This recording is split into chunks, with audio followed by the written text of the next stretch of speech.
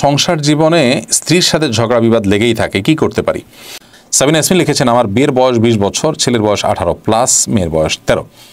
শুরু থেকেই স্বামীর সাথে বনিবনা হয়নি, জীবনের এই পর্যন্ত এসে এখন এই অবস্থা। তার মা বোনের পরামর্শ নিয়ে সে চলে, আর মানতে পারছি না, এখন করণীয় কি? ইশার সালাত পড়ে তাহাজ্জুদে উঠবো নিয়ত করে, বিতির না পড়ে ঘুমিয়ে পড়ি। তাহাজ্জুদের সময় বিতির পড়ি, কোনো দিন তাহাজ্জুদ পড়ার আগে আমার মাসিক হয়ে যায়, এখন আমি কি করব? বিতির সাহেবের খাবার মহল্লার বিভিন্ন ঘর থেকে আসে, মহল্লার অধিকাংশ লোক সুদখোর, এই খাবার খেয়ে কি ইমাম সাহেবের নামাজ কবুল হবে? সংসার জীবনে স্ত্রীর সাথে ঝগড়া বিবাদ লেগেই থাকে, কি করতে পারি? দেখুন, দাম্পত্য কলহগুলো সৃষ্টি হয় সবর এবং শকর না থাকবার কারণে। এটি হলো প্রধান এবং মৌলিক কারণ। স্বামী বলুন, স্ত্রী বলুন, যার মধ্যেই সমস্যা থাকুক না কেন, সমস্যা এই দুটির কোনো একটি, হয় সবর নেই আর না হলে শকর নেই। এছাড়া আরও কারণ থাকতে পারে, কিন্তু এটি মৌলিক কারণ। সবর এবং শকর ছাড়া কখনো দাম্পত্য জীবনে সুখ শান্তি পাওয়া সম্ভব নয়। স্বামী বলুন আর স্ত্রী বলুন, উভয়কেই কোনো না কোনো ক্ষেত্রে ধৈর্য ধারণ করতে হয় এবং শকর আদায় করার মানসিকতা থাকতে হয়। আপনি আপনার জীবনসঙ্গীর মধ্যে যে ত্রুটি দেখছেন, সেই ত্রুটি সত্ত্বেও আপনি ধৈর্য ধারণ করবেন, এটি আপনার কর্তব্য। আর এই ত্রুটির পাশাপাশি তার অনেক ভালো গুণ আছে, সেগুলো আপনি দেখবেন, সেটি আপনাকে সুখী করবে, সুখী দাম্পত্য জীবন উপহার দিবে। প্রিয় নবী সাল্লাল্লাহু আলাইহি সাল্লামের সহধর্মিণী উম্মুল মুমিনিন আয়েশা রাদিয়াল্লাহু তাআলা আনহা সম্পর্কে পর্যন্ত তার একটা মানবীয় দুর্বল দিকের কথা হাদিসে উঠে এসেছে, যে তার সবই ভালো ছিল, বয়স কম হওয়ার কারণে অনেক সময় আটা ইত্যাদি খামিরা করে রেখে দিতেন, সেগুলো মুরগি কিংবা ছাগল, গৃহপালিত যে পশু থাকে, মানুষ পালে ঘর বাড়িতে, এরকম কোনো কিছু এসে খেয়ে ফেলতো অনেক সময়, দাওয়াজেন আসছে হাদিসের ভাষায়। তো এখন এটা একটা সমস্যা। এখন এই সমস্যার কারণে নবী করিম সাল্লাল্লাহু আলাইহি ওয়াসাল্লামের সাথে তার কখনো ঝগড়া বিবাদ হয়েছে কিনা? এর উত্তর হলো, কখনো এরকম কোনো ইস্যু নবী সাল্লাল্লাহু আলাইহি ওয়াসাল্লামের সাথে তার কখনো বিবাদ, বিতণ্ডা, বর্ষা, ঝগড়া যেটাকে আমরা বলি, এর কোনোটি হয়নি।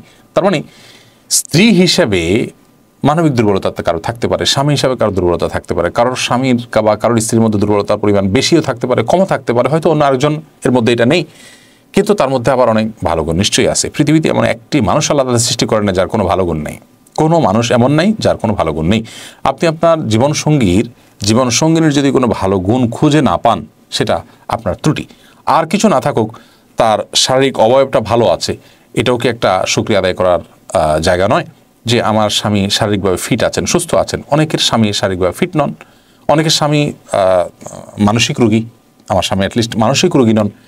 কত শত বিষয় আমরা খুঁটে খুঁটে বের করতে পারবো যদি আমরা চেষ্টা করি যে আমার জীবনসঙ্গী তার কি ভালো গুণ আছে। তাহলে স্বামী বলুন স্ত্রী বলুন, উভয়কেই কাজটি করতে হবে, সবর এবং শকর। এটা ছাড়া দাম্পত্য জীবনে ঝগড়া বিবাদ কলহ এগুলো মেটানো সম্ভব নয়। আজকে আমাদের সমাজে যে বিবাহ বিচ্ছেদের হার বেড়ে চলেছে এবং সংসারগুলো ভেঙে খান খান হয়ে যাচ্ছে, এর মূল এবং প্রধান কারণ হলো যে আমরা দিন থেকে দূরে সরে যাচ্ছি, আমাদের মোরালিটি এবং নীতিনৈতিকতা, মূল্যবোধ এগুলো আমাদের থেকে হারিয়ে যাচ্ছে। এগুলো যত বেশি হারাবে, ততই আমাদের দাম্পত্য জীবন কেন সার্বিক জীবনে অশান্তির ছায়া নেমে আসবে। বিধায় আল্লাহর দিকে আমাদেরকে ফিরে আসতে হবে এবং সবর এবং শকরের চর্চা বাড়াতে হবে। নবী করিম সাল্লাল্লাহু আলাইহি ওয়াসাল্লামের পারিবারিক জীবন নিয়ে শেখ মোহাম্মদ সালেহ আল মুনাজ্জিদ হাফিজাহুল্লাহর খুব চমৎকার এবং অসাধারণ একটি সংকলন আছে। সেখানে পুঙ্খানুপুঙ্খরূপে নবী সাল্লাল্লাহু আলাইহি ওয়াসাল্লামের সিরাত, তার পরিবারের সাথে তিনি কেমন আচরণ করতেন, পরিবার লোকদের সাথে সম্পর্ক কেমন ছিল, সেগুলো যদি আমরা পড়ি ইনশাআল্লাহ বিদিনিল্লাহ, আশা করি আমাদের ইমাম সাহেবের খাবার মহল্লার বিভিন্ন ঘর থেকে আসে, মহল্লার অধিকাংশ লোক সুদখোর, এই খাবার খেয়ে কি ইমাম সাহেবের নামাজ কবুল হবে? দেখুন, হারাম খেলে তার প্রভাব মানুষের উপর অবশ্যই পড়বে। এই জন্য ইমাম সাহেবেরও উচিত এক্ষেত্রে দায়িত্বশীল হওয়া, আর কর্তৃপক্ষেরও উচিত ইমাম সাহেবের খাবার কোত্থেকে আসছে সে ব্যাপারে দেখভাল করা এবং দায়িত্বশীল উদ্যোগ গ্রহণ করা। কোনো কোনো ক্ষেত্রে আমাদের অজান্তে যদি হারাম আমরা খেয়ে ফেলি, তাহলে সেক্ষেত্রে গুনাহ আমাদের হবে না, কিন্তু গুনাহের প্রভাব ঠিকই হবে। আমি অনিচ্ছাকৃতভাবে ভুলে আপনার পেটে ছুরি দিয়ে দিলাম, এতে আমার গুনাহ হবে না যে আমি ছুরিটা আপনার পেটে মারতে চাই না, মারতে চেয়েছি অন্য জায়গায়, কিন্তু সেখানে আপনি এসে পড়েছেন, আপনার গায়ে পড়েছে, আমার গুনাহ হবে না। কিন্তু এই কাজের যে প্রভাব, আপনার মৃত্যু, সেটা কিন্তু ঠিকই হয়ে যাবে। ঠিক একইভাবে আমার অজান্তে আমি হারাম খেয়ে ফেলেছি, গুনাহ আমার হবে না, কিন্তু হারামের ফলশ্রুতিতে এবারদের স্বাদ নষ্ট হয়ে যাওয়া, দোয়া কবুল না হওয়া, নানা রকমের যে সমস্যা আছে সেটা ঠিকই হবে। এই জন্য তো ইমাম সাহেবের খাবারটা কোন বাসা থেকে আসছে, তাদের উপার্জন কি, এটা অনেক গুরুত্বপূর্ণ বিষয়। মসজিদ কর্তৃপক্ষের কর্তব্যের অংশ, তারা এটি খেয়াল রাখবেন। ইমাম সাহেবের কর্তব্যের অংশ, তিনি এটা খেয়াল রেখে এবং সতর্কতার সাথে গ্রহণ করবেন। সাবিনা ইয়াসমিন লিখেছেন, আমার বিয়ের বয়স 20 বছর, ছেলের বয়স 18+, মেয়ের বয়স 13। শুরু থেকেই স্বামীর সাথে বনিবনা হয়নি, জীবনের এই পর্যন্ত এসে এখন এই অবস্থা।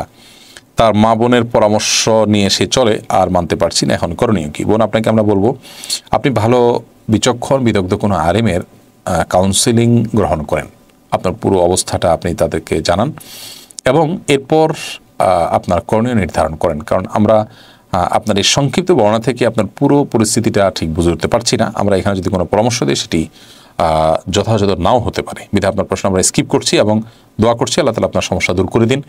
আর আপনাকে এবং আপনার মাধ্যমে অন্যদেরকে আমরা একটা কথা বলতে চাই, আমাদের অনেক বোনরা এই কথা বলেন যে দাম্পত্য জীবন আমি অসুখী, আমার অসুবিধা হচ্ছে, কষ্ট হচ্ছে।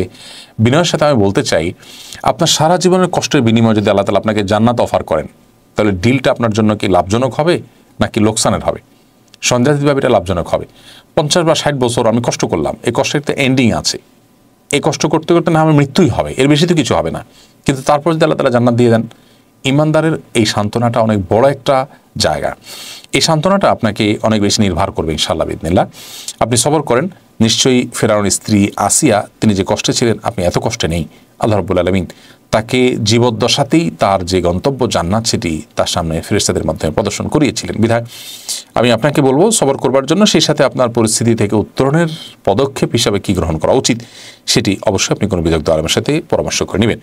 ইউজার CX4MW6 এই আইডি থেকে আপনি লিখেছেন, আমি এশার সালাত পড়ে তাহাজ্জুদে উঠব নিয়ত করে বিতির না পড়ে ঘুমিয়ে পড়ি।